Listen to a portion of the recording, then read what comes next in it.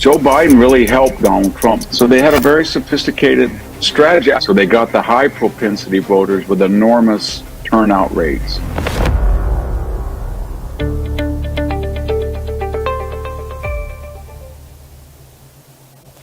朋友们好，欢迎来到辛恬面对面。今年这场历史性的总统大选的结果，前总统川普是以压倒性的优势胜选啊。那么应该说是不出所料啊，但是呢，从某种角度上说，也可以说是出乎意料。美国顶尖学者斯坦福大学胡佛研究所的资深研究员汉森教授Professor Victor Hanson 呢，他就认为啊，有一个竞选策略是川普团队大胜的主要原因之一。那么是什么呢？是很多人他说并不了解的。那么他还认为呢，川普改变了共和党的哪些方面呢？为什么汉森教授说拜登是帮到了川普？汉森教授呢，他是备受尊敬的一位美国经典主义学者和战争历史学家。在美国绝大部分学者还不看好川普的2016年呢，他是准确预测了川普当选。而今年这次大选呢，他也是知道说川普会当选。那么我刚才看到留言里面啊，志云叫志云的朋友他就说哦，原来汉森教授就是他呀，确实他是非常受人尊敬的哈，也是广受很多的，以前是在主流媒体都采访他，那么现在呢，在很多的这些英文的 podcast 呀，还有这个自媒体啊，都采访他。那么辛恬呢，是从7年前开始就采访汉森教授，因为他就在加州，当时呢，辛恬采访他是谈这个加州的这个衰落。好，那么这期节目呢是辛恬专访汉森教授的第一部分。如果您不想错过后续的节目的话，就请赶快点击订阅辛恬面对面，并打开小铃铛。好，那汉森教授说啊，很显然，大多数美国选民投票的时候最看重的呢还是政策。那么这一次呢也是这样子的。他说，这次选举啊，再次证明了这一点。他分析说，川普这一次能够获得远高于民调预测的主要原因，可以分成2大部分。第一部分呢，就是政策方面得到了更多的美国选民的认同和支持。It was a repudiation of the Democratic Party's policies and positions on the border, on crime, on inflation, on foreign policy.On everything. And it wasn't just that she was a poor candidate and a poor messenger. It was the message itself that she inherited from Biden, and she didn't really alter it. She tried to change it or disguise it, but it was a message that didn't have any support among the public by the time of the election. Especially when they compared it to 2017 to 2020.And so they didn't really buy the idea that Donald Trump was a fascist, a dictator, Hitler. They just remembered that inflation was 1.3, interest rates on mortgages were less than 3%, gas was half of what it was, there was no wars abroad, and they thought it was pretty good. And so that's what they voted for. 汉森教授说呢，拜登当政4年呢，其实还帮到了川普。Joe Biden really helped Donald Trump because he showed you what the alternative was. And in a weird way, it helped Trump more to take 4 years off because he had warned people about the left and they didn't believe him. And they looked at his tweets, and they looked at January 6th, they looked at his anger, and they said, you know, he did a lot of good things, but we'll get a guy like Joe Biden who'll do the same thing, but he'll be calmer. Well, he didn't do the same thing. He was a hard leftist tool, and they know that now. And so the electorate said, I don't trust them anymore. I want to go back to Trump. And so that's a big difference. And now I want people to carry out this agenda. And I think you'll have a lot of people who will.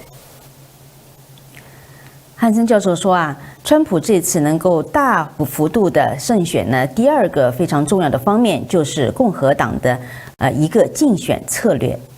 We were told the Democrats had mastered the art of non-election day voting, early balloting, and mailing, and that was true in 2020. But what the Republicans did, they kind of finessed that. They put enormous efforts into registering new voters and making those voters mail in their ballot early or vote in person early.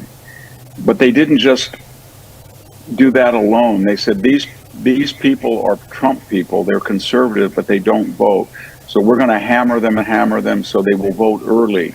And once they knew they'd already voted, that freed up their resources to concentrate on other voters that are more likely to vote. And they said, you come out on election day. So they had a very sophisticated strategy. I don't think anybody can understand. That being said, is that in 2020, Joe Biden got 20 million more votes than did Kamala Harris. And Donald Trump himself lost in 2020, and he won in 2024, but he got 3 million less votes, or almost the same. It's still out, but the point I'm making is that how can Joe Biden win and Donald Trump loses in 2024, but he has more votes than he wins 2020, and he wins in 2024 with less votes? And how can the Democratic Party suddenly lose 20 million votes?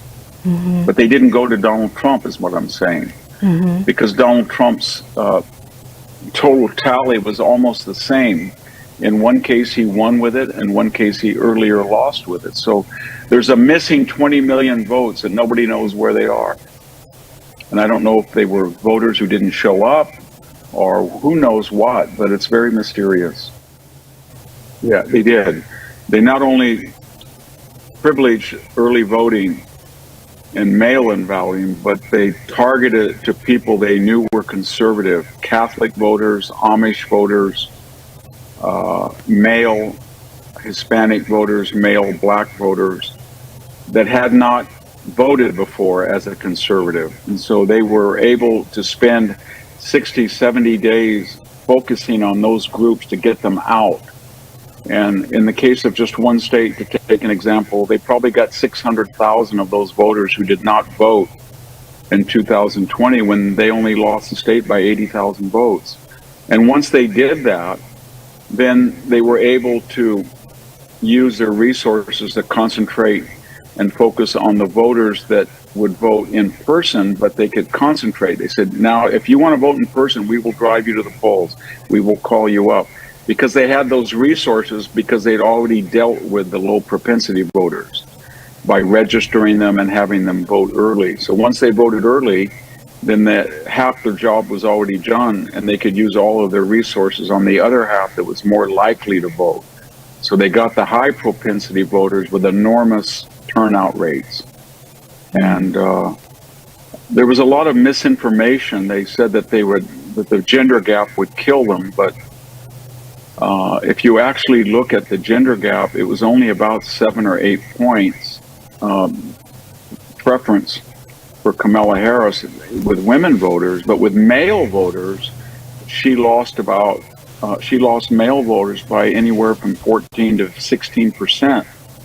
And Donald Trump actually won white women voters.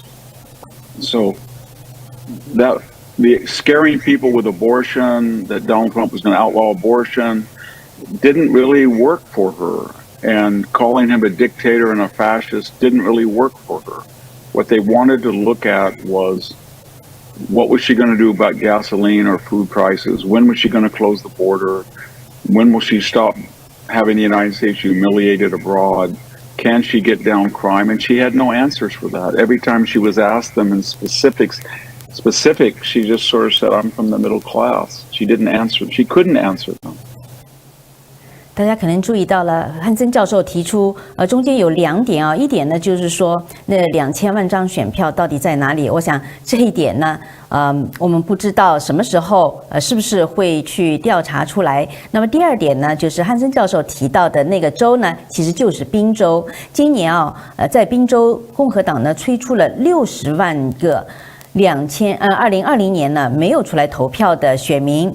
那么这就是共和党全国代表大会共同主席，也就是川普的2儿媳那个 Lara Trump 所进行的这个成功的一部分。好，那么还有一个方面是什么呢？就像信教的人哈，他们就有一个叫信仰与自由联盟，是一个保守派的基督教团体，它是拥有了300万的成员和支持者。在这一次的大选中，他们组织了一个叫做最大的地面操作行动啊，在战场中呢，他们总共敲了930万家人的门，然后发了2800万个人工智能催票的短信，在全美12万个教会中呢，他们也分发了3000万本选民指南，这个是非常惊人的一个数据啊。那么它的成效呢也是显著的。根据这个联盟呢，他们说在7个摇摆州中，至少也在4个州里面呢，有56%到61%的福音派基督教选民呢是进行了提前投票，这个是前所未有的。而有几十万个2016年投票给川普，但是在2020年没有在投票站出现的选民啊，这次呢也都提前投票了。在乔治亚州和亚利桑那呢，都要比拜登在2020年领先的票数啊，在他们这个福音派教派里面的这个选民呢，投票是多了20到30倍。那么，通过过去的8年，包括这个川普执政4年，尤其是在过去的这个3、4年里面啊，川普进行第2次的竞选期间啊，是不是可以说，经过了这些事情之后，川普是从很大程度上改变了共和党呢？ Yes, he does. He's done it in 2 or 3 different ways. He's changed the way they campaign and how they run a campaign.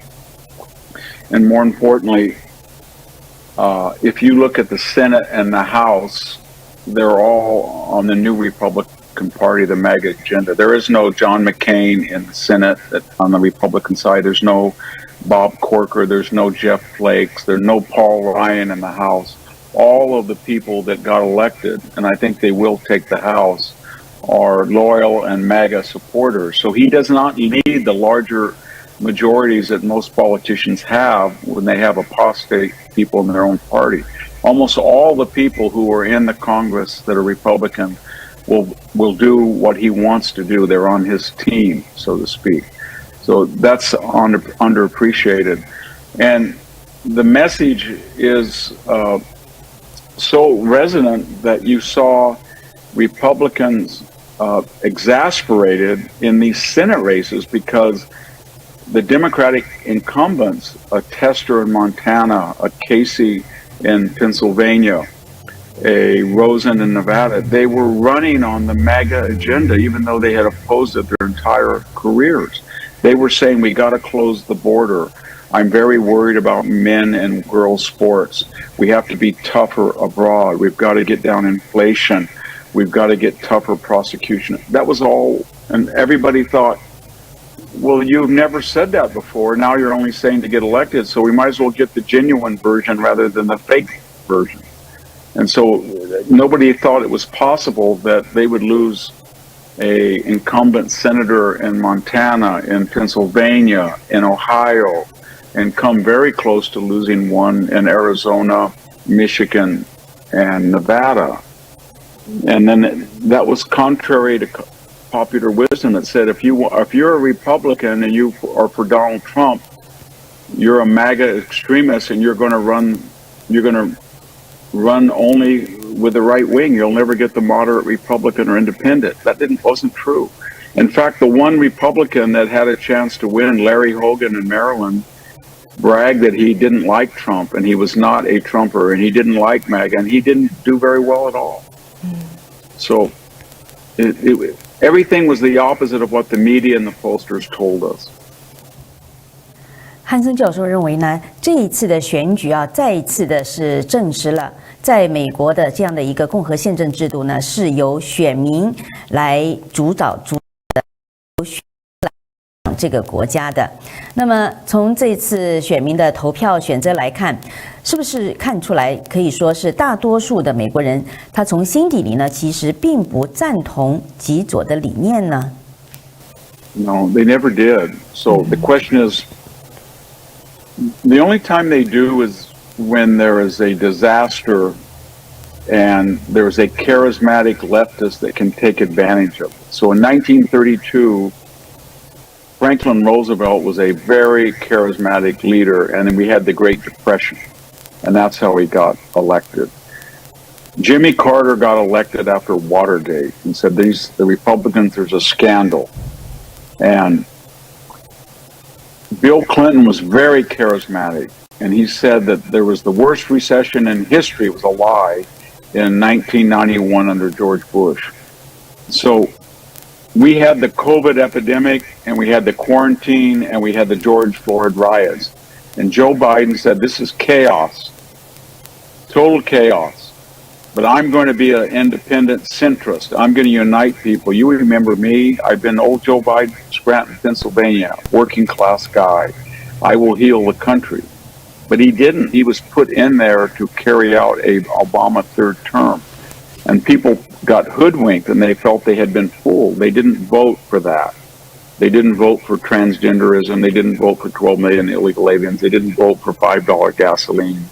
They didn't vote for $6 or $7 cube butter. But that's what he gave them, and they're very angry about that. And they usually are center-right electorate. And so once Donald Trump said, I'm not crazy, I'm not going to destroy anything, I'm just going to return to solid conservative principles and protect the American people, that was a winning message compared to the alternative. 汉森教授呢也提到了民调和媒体在这次的选举中所扮演的角色。他说呢，民调是严重的误导、严重的偏差，但呢，他肯定了其中有3-4个民调还是不错的，包括 Atlas Intel、拉斯穆森还有 Trifogo。那么媒体部分呢？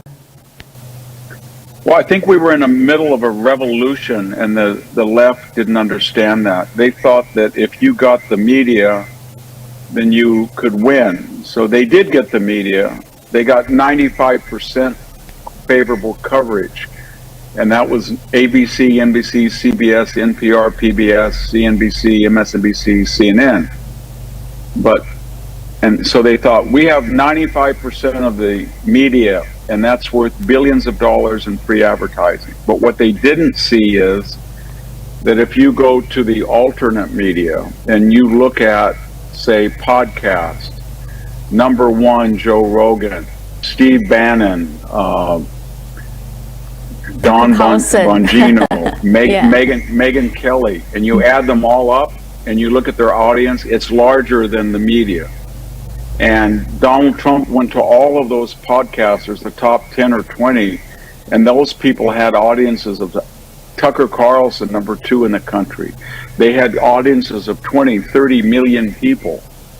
And so he did that, and then he discovered that as a reality TV star, he could get billions of dollars of free advertising and exposure by using the media. So when he wanted to emphasize that Kamala Harris was not telling the truth about McDonald's, he worked at McDonald's. He got saturated the news for 3 days. When they called his supporters garbage, then he drove a garbage truck, and that was brilliant. And what he did was, in other words, he had at his disposal $1 billion less than she did, and yet he was able to use free media, alternative media, and turn everything upside down. As far as the endorsements, I think he would say, and his campaign would say, it doesn't do any good to get a celebrity endorser to appeal to somebody who's already going to vote for you. So Beyonce, Oprah, George Clooney, Julia Roberts, all they were doing was talking to people who watch their movies, who are left-wing, watch their shows, listen to the music, but they were not reaching to other public figures that might have different constituencies. So in contrast, Donald Trump went to Joe Rogan, who had never endorsed anybody for president. He had this huge audience of 40 to 70 million, and he got him to endorse Donald Trump. That was enormously effective for young men that might not have voted for Trump. He got RFK, a Kennedy family member, and that was unheard of, to endorse him. that told a lot of Democrats and liberals, if you want to vote for Donald Trump, don't feel afraid to. Don't feel ashamed because Robert Kennedy is voting. Same thing with Tulsi Gabbard. So he got endorsements, but from people that had a different constituency than his own. She got endorsements that only doubled down on what she was going to get anyway. 其实就像汉森教授所说的，媒体其实呢，媒体界正在经历的这样的一个革命性的变革呢，有些人呢他还意识不到。那这一次呢，就除了在这个主流媒体中间啊，就是主流社会讲英文的社会里面呢，在这样做这样的变革，我们相信呢，在这个中文媒体里面呢，也是有这样的一种变革在进行着啊。像我们这次做了19个小时的这个直播的大选日的直播节目啊，在我们呢也是在全网可以说是收视第一的。那在这里呢，也是辛恬啊，希望呢是能够说再一次的感谢赞助辛恬能够去到摇摆州实地采访的各位观众朋友啊，真的是非常感谢，因为有您的资助，有您的赞助哈。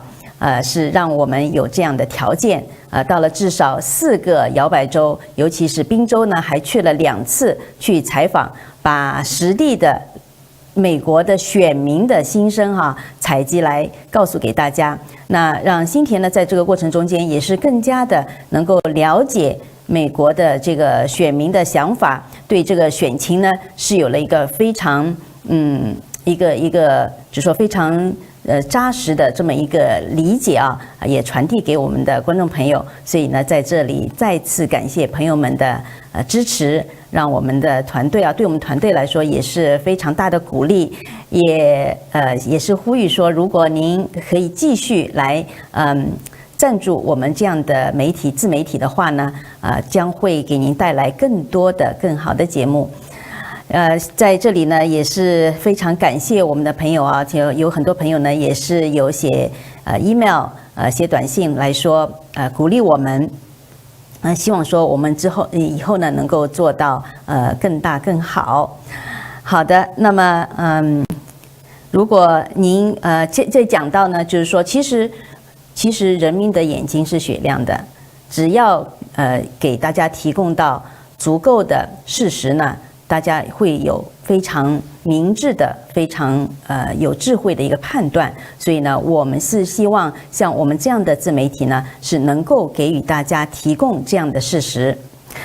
好的，那在这里啊，也是提醒一下观众朋友，如果您是新来的，或者说还没有订阅辛恬面对面频道的话呢，现在就是一个机会。汉森教授的采访呢，其实还有另外的一部分，我会尽快的呢跟大家来发布。汉森教授其实应该说，在所有的华人媒体里面，他应该只是有接受辛恬的采访。那他也是跟辛恬就像成为朋友了一样啊，就是从7年前开始就采访他，一直到今天。那么他对于他跟这个很多的这些政界的学界的人士呢，他都有非常多的联络哈。那经常呢会给我们带来非常好的信息，而且呢非常有深度的信息。好的，那今天的节目就到这里了。如果您还愿意，就是说另外一种方法来支持辛恬面对面这个频道的话呢，就是在我的频道下面有一些产品可以购买的，包括眼贴啊，还有这个就是国旗天使的徽章啊，手机壳啊。这些呢其实都是一个非常好的纪念品啊，只要点击呢就可以购买了。一个呢是您可以当做纪念品，或者说是派上用场的，像这个眼贴。另外的呢，对辛恬面对面的频道呢，就是一个非常有力的赞助。好的，感谢您的收看，我们就下次节目再见了。明天晚上辛恬面对面呢还是有这个周末你问我答哦。